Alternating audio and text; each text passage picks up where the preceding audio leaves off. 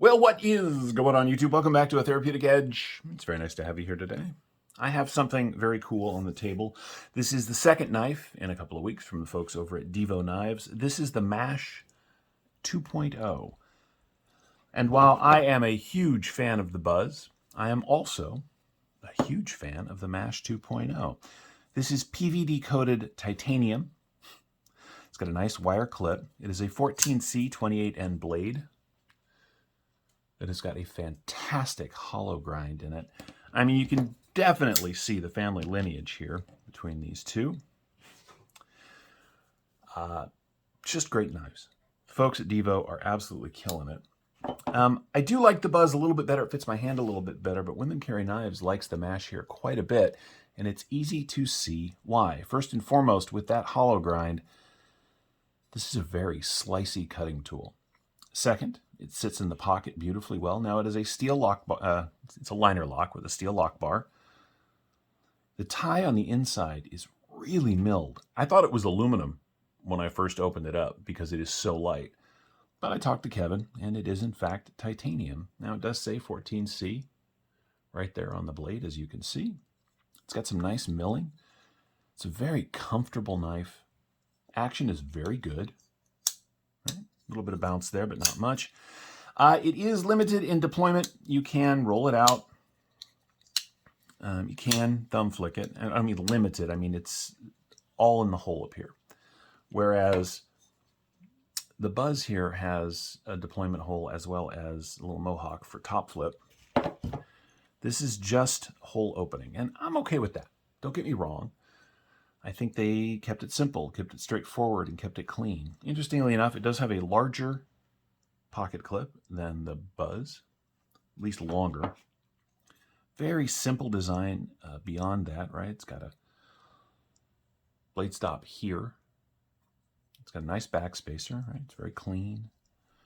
You can reverse the clip, which is really nice. It's got a very lovely pivot. Let's see if we get that to show up. There you go.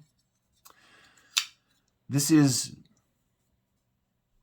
well, like everything they've done, at least to my experience so far, just very well done, very comfortable to use.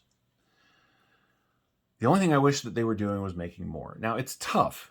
Being a small knife maker in the market the way it is right now is difficult, right? So they have to do pre-orders, which means when they're gone, they're gone. Now, hopefully, knives like this, and I cannot for the life of me imagine why this wouldn't be the case, will do well enough to inspire them to start remaking. Now, they made a Mash. They made a Mash 2.0. The Buzz just dropped. Maybe they'll drop a Buzz 2.0.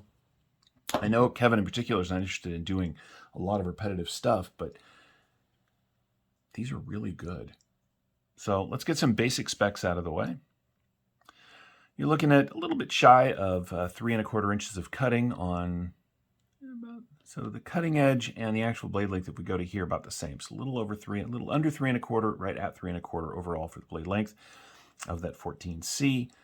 Grip area on this knife. Now, it does have a nice sharpening choil, which is really thoughtfully well done right at the base of the plunge. And this is rounded nicely, so you get the whole handle. So grip area, we're going to go from here, is 1, 2, 3, just shy of 4 inches, which is plenty of room even for big old mitts like mine, which means I assume you'll be comfortable on this knife as well. It's reasonably lean. I can talk, watch me go. And overall, this one in particular has got a very, very sort of basic design. There's lots of access to the lock bar, which is really well sorted out. I think it's just really well done. I do. Overall, from tip to tail, we are coming in at 7.5 inches. That's kind of a Kevin thing. He's not a huge fan of big knives. You guys know that I am, at least for the, rocking the world there, at least for the most part, but that's okay. These are not small. They're just not really, really big either. Close length, we are coming in at 4 1/4 inches. And this one, the pocket profile is really nice. I'm going to show up now. I'll move it up a little bit. We're looking at about 1 1/4 inches, right? So this is really well sorted. If you've got other things in your pocket, because there's no flipper tab, it's not going to jab stuff in your pocket. It's nice, clean, smooth lines. do some size comparisons while I've got it on the table. That is still a thing that knife reviewers do, isn't it? I wouldn't know. I don't feel like I'm much of a knife reviewer anymore. Here it is against the Bug Out. And as you can see, these are very similar in length. Looks like the mash is a little bit longer. I get a little more cutting, right? They're about the same price too, interestingly enough. Here it is against the another Warney. This is the full-size Benchmade Griptilian. As you can see, the grip is, well, it's just a bigger knife. And since we had it on the table, here it is against the Divo Mash, or excuse me, the Buzz.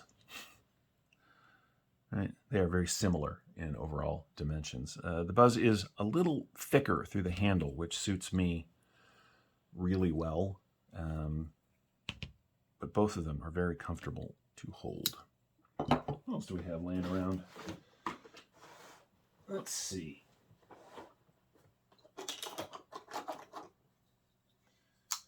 We have a Para 3 and a PM2. All right, well, here's against the Para 3. As you can see, it is a little bit longer than the Para 3, and of course you get a lot more cutting area. And against the full-size PM2, well, that's a big knife, right? So there you go.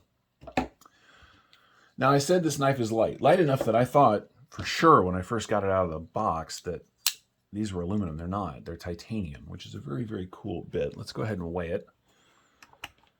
See what that says, shall we?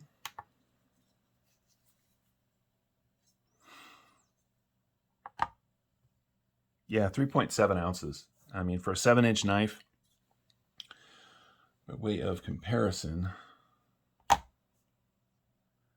yeah, it is only just a little bit heavier than a Para 3. That's good stuff. Okay, that turned off. That's nice. I like this design. It's very clean, very straightforward, feels wonderful when you're carrying it around to use it. And that hollow grind makes this thing an absolute monster of a slicer. I don't know that I have anything just laying about. Hang on a sec. All right. Got some paper? Yeah. That's really well done. Got a nice edge on it too. I don't usually do cut tests, but you know, that hollow grind does a really good job. Excuse me for a minute while I turn this off. There. Bing bong. There we go. So anyway, the Mash 2.0, another excellent pocket knife from the folks at Divo Knives. I'm really happy for them. I got to see Kevin both at Blade Atlanta last year and at Blade West. Unfortunately, we are not going to any of the knife shows this year, so we won't be seeing him this year, but we'll be pulling for him. This is what you want to see, stuff like this from a new and up-and-coming knife company. Just doing really good stuff, sort of over and over again, and that's this. I hope very much that they continue to drop very cool stuff like this for us so that you and I and, well, other knife nuts out there can continue getting cool knives. Now, for those of you that have noticed I'm not doing long-form videos anymore, once in a while, when something really cool pops up, you guys will see me. But for now, look for the shorts and my various other thoughts here on the channel. I appreciate each and every one of you. I hope you've enjoyed this look at the Divo Knives Mash 2.0. I know I have enjoyed adding it to the collection. It is a superb knife. Also, good idea on the 14C. It keeps the price down. Thank you so much for watching. We'll see you guys next time.